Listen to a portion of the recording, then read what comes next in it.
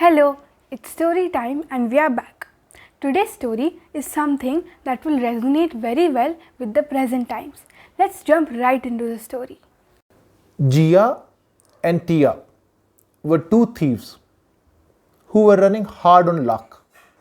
So they were starving for a few days and looking for food when they came across a Buddha temple from where they could get the smell of cooked food and various delicacies. They just loved it. It made them even hungrier.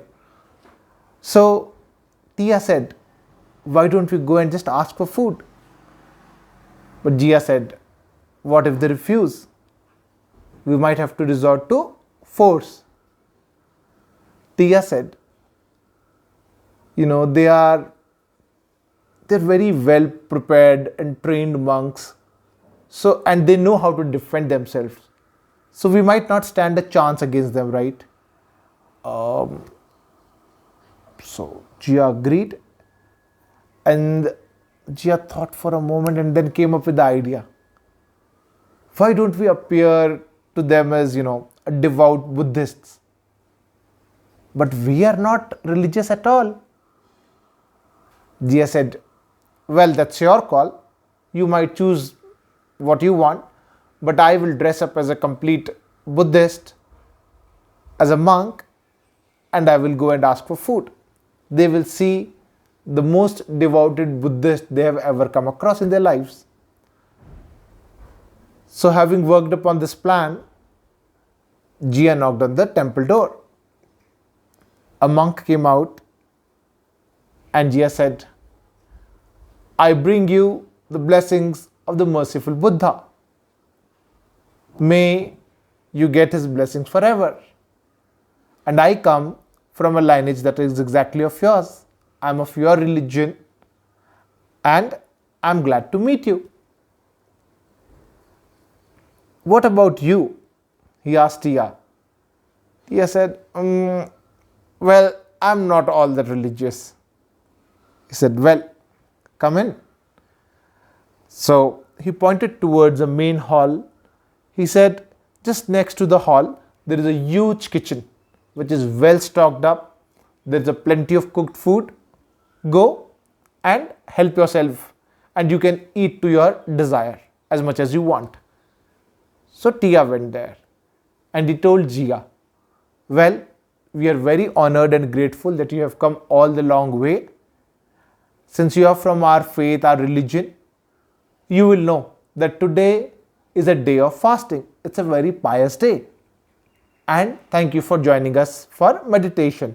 We'll be meditating today the whole day and whole night. Let's go to the inner chamber." Now look at this. This is a story of pure deception, wherein we think that our tricks that we deploy will work in our favor. But that's not always the case. See how it backfired. And as a result, Gia, who was super hungry, just got punished further. Whereas Tia, simply by being honest and admitting that, he was not that religious, got a very good meal to eat. Now, oftentimes, in the story we have seen that the trick fired back, right? The Gia's trick fired back immediately. But oftentimes in life, it doesn't happen. It takes its own due course of time. But eventually, karma is something that comes to play and we must face for our actions.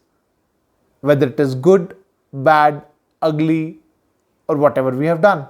There is just no escape from it. In fact, this trickery and deception is pretty much like gambling. Like when we go to a casino, it appears that initially we are winning.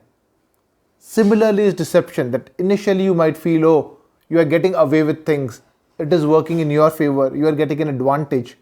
But just like a casino is designed, that first they will make you win and as you start making bigger bets, right, and as you get more reckless, you start losing, and then you make even bigger bets to make up for those. Finally, you are at a stage where you have completely lost, and sometimes you are at the stage of bankruptcy. Deception is a tool that will definitely fire back. Now look at the case of Jia, where he did not just want to have food, but he also wanted to appear very pious. Now, oftentimes we'll come across people in our lives who will not only deceive, but they will act also as if they are being very considerate and kind.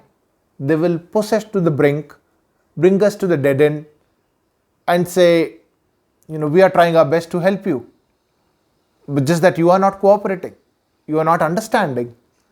So they will show all the consideration in the world, but they are actually deceiving you. I'm sure we would have all come across such people in our lives, isn't it? But ultimately, deception is like a web where you get entangled, because you start feeling that, okay, just like one lie leads to another and yet to another and another. Similarly, in deception, we are entangled in a web, right? We get stuck and we don't even realize. Now, one more example we can take in life is about addictions. So we know that certain addictions are bad and we should not continue. Yet we continue to trick our own selves. Oh, I'm just taking a little bit. Oh, that one last bit will not really matter. So that is deceiving your own self, and that is the highest form of deception. It is unfortunate for people who lie and cheat, consider themselves as extra smart and clever rather than dishonest. Don't forget to click on the bell icon for subscribing. We'll be waiting for your comments.